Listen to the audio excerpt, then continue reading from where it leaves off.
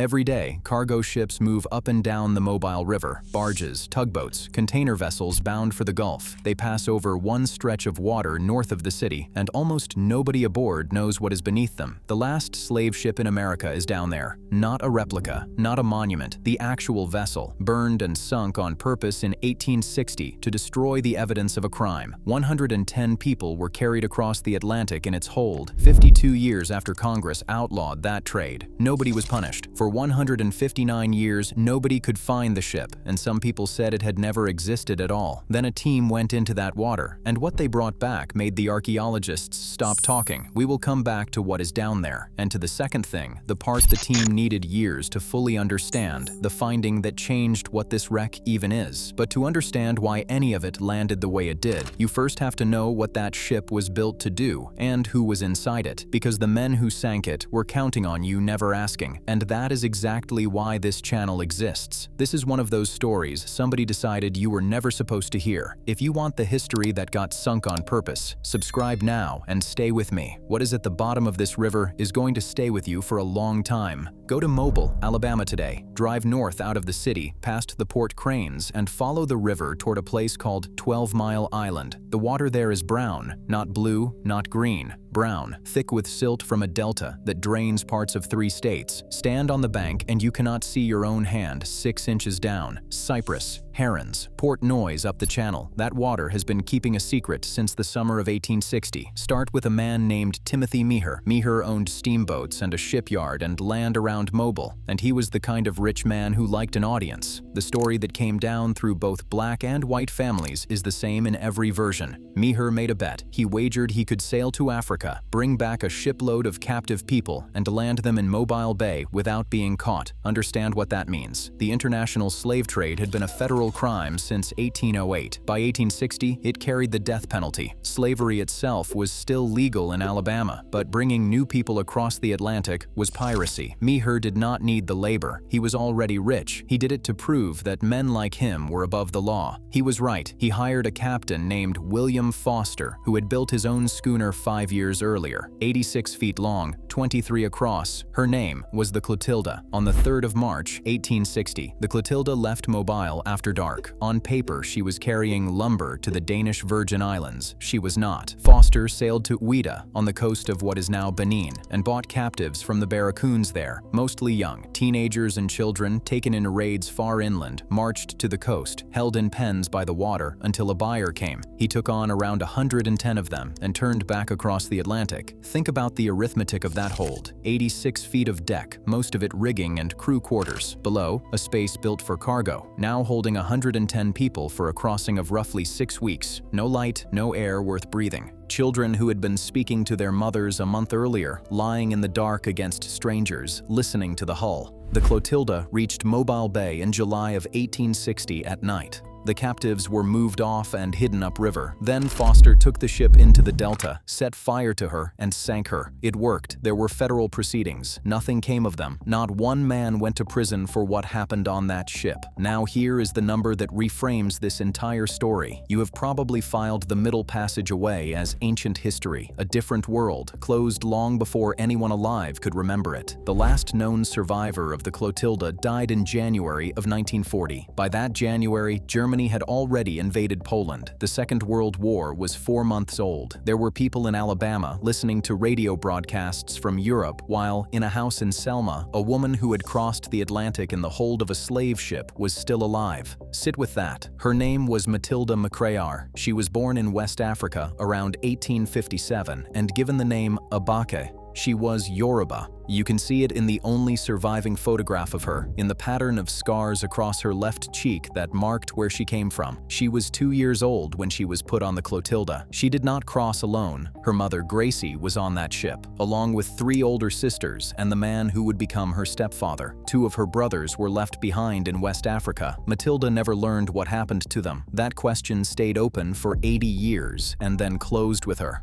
She was freed at 7 or 8, and then she lived, she farmed, She raised children. She watched Reconstruction collapse and Jim Crow arrive. She lived through the First World War and the Great Depression, and she did not stay quiet. Then, in 1931, in her 70s, she walked into the Dallas County Courthouse in Selma and filed a claim. She was asking the United States government for compensation for her kidnapping, for her enslavement, for a crime committed against a 2-year-old in 1860. Picture that, an elderly black woman in Alabama in 1931, walking into a courthouse to tell the state it owed her something. In Selma, 34 years before the bridge, her claim was refused, but a reporter from the Selma Times-Journal heard about it and interviewed her, and that single newspaper article is the reason we know she existed at all. She died on the 13th of January, 1940. No obituary ran, no newsreel filmed her. She was buried and the record closed. And here is the part that should stop you. Her own grandson did not know. Johnny Creer was in his 80s when a historian at Newcastle University named Hannah Durkin pieced Matilda's life back together and published it in 2020. That is how he found out what his grandmother had survived. 80 years of silence inside a single family. That is how well the burning worked, because the ship was only the first erasure. The survivors were freed in 1865. They asked Meher to send them home. He refused, so they worked, they saved, and within a few years, about 30 of them bought land north of Mobile and built their own town. They elected their own leadership. They kept their own languages. They called it African Town. Today, it is Africa Town, one of the only communities in America founded and governed by Africans brought here in chains. Africa Town had 12,000 residents in the 1960s. It has roughly 800 today.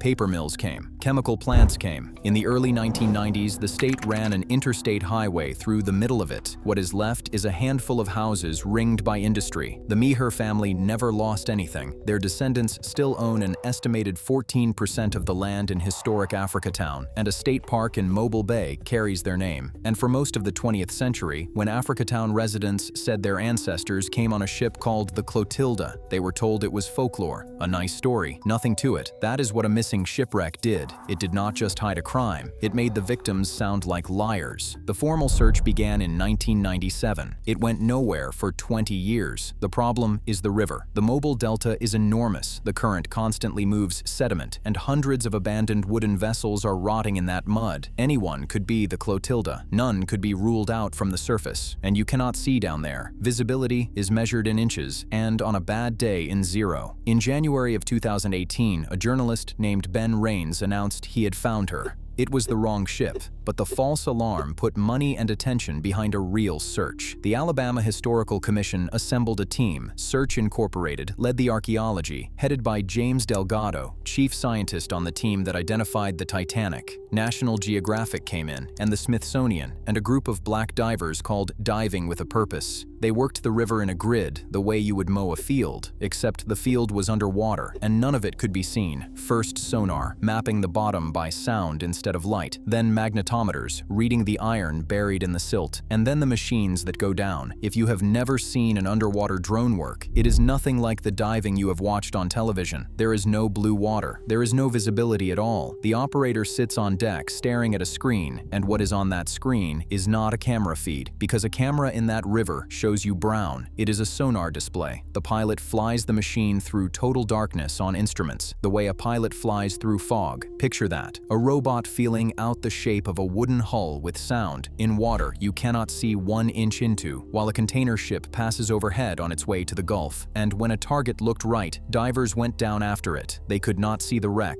They read it with their hands, running their fingers along a beam in the dark and calling the measurement up to the surface. In 2019, Ben Raines located the site. Delgado's team went in to confirm it. The dimensions matched Foster's own records. The construction matched a Gulf schooner of that build. There was iron reinforcement of a kind you would put in a vessel built for a dangerous cargo, and the wood was burned. In May of 2019, the commission announced it. The Clotilda was real. It had been there the whole time, in the mud, a few miles from the town her survivors built. And this is where the second finding comes in, and where I want to be careful with you. Every wooden wreck that sits in warm water for a century and a half is supposed to be gone. Shipworms eat it. Current scatters it. Archaeologists expected fragments. That is not what is down there. Later assessments found most of the Clotilda still intact under the silt. Not pieces of her. Most of the ship. and researchers have reported that the hold itself, the enclosure built to confine the captives, is still there in the mud. That is the sentence that stopped the room. Now, the honest part. Researchers have said the site may hold well-preserved material and have raised the possibility of recovering human DNA from the sediment inside that hull. Possibility is the correct word, and I will not push it past where the evidence goes. That work is slow and unfinished. The ship has not been raised, and Africa Town is not of one mind about whether she should be. What is not in question is the geometry. The pen is down there. Think about what that means. Meher set that ship on fire specifically so this thing would not exist. The burning was not an accident of the crime. It was the crime's final step. Destroy the vessel, destroy the pen, and there is no case, no proof that 110 people were ever brought across an ocean in the dark. And it did not burn all the way. The river took her down before the fire could finish. The mud sealed her, and the exact object he needed to erase is the object that survived. The charred wood is the receipt. A 2-year-old girl named Abake was carried through that hold. She lived to be 82. She walked into a courthouse in Selma and asked America to admit what it had done to her, and America said no. And no obituary ran when she died. And the room they carried her through is still down there, under the barges, under the brown water, a few miles from where her people built a town out of nothing. It tells us the cover-up was not one night in 1860. It was 160 years long. Burn the ship, face no charges, refuse to send the survivors home. Watch them build a town, then run a highway through it. And when their grandchildren say what happened, call it a legend. The final stage of taking something from people is convincing everyone it was never theirs. You have seen this shape before. Seneca Village in Manhattan, called a shanty town in the papers so the city could pave it over. Black Wall Street in Tulsa, burned in 1921. Bruce's Beach in California, seized and not returned for a century. Different decades, same instruction. Take it, then insist there was never anything there. But the Clotilda is different in one way, and it matters. Africa Town never stopped saying it. Through the whole 20th century, while historians called it folklore, those families kept telling their children the name of the ship.